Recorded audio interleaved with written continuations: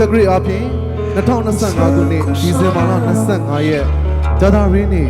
ခရစ်စမတ်နေ့လည်းဖြစ်ပါတယ်မင်္ဂလာနေရာမှာမင်္ဂလာစင်မြင့်ရှိအောင်လို့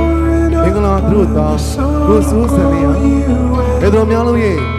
ဝမ်းမြောက်ဂုဏ်ပြုလက်ခုပ်တန်များဖြင့်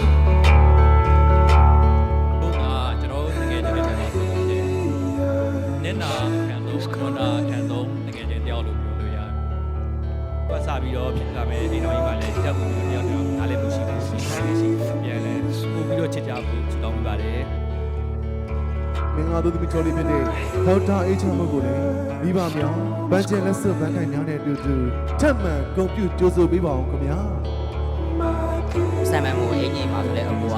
မော်ဒယ်လေးလုပ်ပေးတယ်တစ်တော်တွေဆိုလဲရိုက်တဲ့နဲ့ live ဆော့ပေးရပေါ့နော်ဒီချက်မို့အတွက်တကယ်ကိုကောင်းတဲ့ပါမီဖြစ်တဲ့တယောက်ပါသူရဲ့လက်တဲ့ဘောကလက်ဘောကောင်းလေးဖြစ်တယ်